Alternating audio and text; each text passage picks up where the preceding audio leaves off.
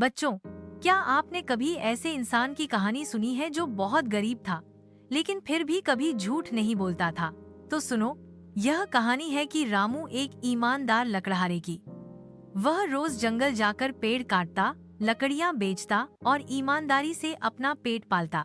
लेकिन एक दिन उसकी कुल्हाड़ी नदी में गिर गई। अब क्या होगा? चलो देखते हैं आगे क्या मजेदार होता है।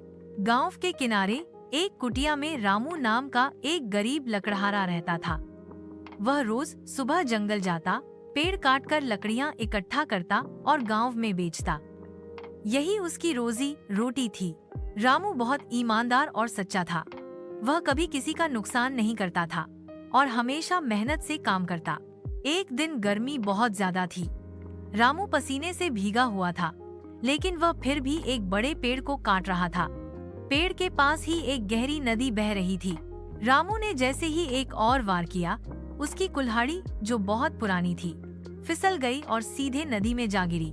रामू डर गया। कुल्हाड़ी के बिना वह काम नहीं कर सकता था। वह दुखी होकर नदी के किनारे बैठ गया और रोने लगा। रामू बोला, हे भगवान, मेरी कुल्हाड़ी ही मेरी रोजी रोटी है। अब मैं क्या करूं? तभी नदी की सतह से चमकदार रोशनी निकली। नदी की जल देवी प्रकट हुई। उनके चेहरे पर करुणा और चमक थी। जल देवी बोली, हे रामू, तुम क्यों रो रहे हो? रामू ने हाथ जोड़कर सच्चाई बताई। रामू बोला, माता, मेरी कुल्हाड़ी नदी में गिर गई है। मैं बहुत गरीब हूँ, मेरे पास दूसरी नहीं है। जल देवी मुस्कुराई और पहली कुल्हाड़ी नदी से निकालकर लाई, एक सोने की कुल्हाड़ी। देवी, क्या यह तुम्हारी कुल्हाड़ी है? रामू ने तुरंत सिर हिलाया और कहा, नहीं माता, यह मेरी नहीं है। फिर देवी ने दूसरी कुल्हाड़ी निकाली, चांदी की कुल्हाड़ी। देवी, क्या यह तुम्हारी है? रामू, नहीं माता, मेरी कुल्हाड़ी लोहे की है। आखिरकार देवी ने तीसरी कुल्हाड़ी, एक पुरानी लोहे की कुल्हाड़ी, नदी से निकाली। देवी, क्या यह तुम्हारी कुल्हाड़ी है? रामू खुश होकर, हाँ माता, यही मेरी कुल्हाड़ी है। देवी रामू की ईमानदारी से अत्यंत प्रसन्न हुई। जल देवी बोली, रामू, तुम्हारी सच्चाई ने मेरा मन जीत लिया है, इसलिए ये तीनों कुल्हाड़ियाँ अब तुम्हारी हैं।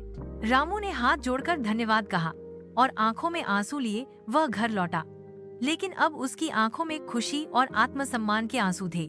इस तरह रामू को मिला ईमानदारी का इनाम और कहानी का संदेश है, ईमानदारी का फल मीठा होता है। बच्चों, अब बताओ, रामू को इनाम क्यों मिला? क्योंकि उसने झूठ बोला या सच बोला? बिल्कुल सही, उसने सच बोला और ईमानदारी दिखाई। तो इस कहानी से हमें क्या सीख मिलती है? एडी, ईमानदारी सबसे बड़ी अच्छाई है। हमेशा सच्चे बनो, क्योंकि सच्चाई से ही मिलती है सच्ची जीत। जब आप सच्चे होते हैं तो भगवान या प्रकृति किसी न किसी रूप में आपकी सहायता अवश्य करते हैं। लालच करने से कभी कुछ हासिल नहीं होता, लेकिन सत्य और ईमानदारी हमेशा जीतती है।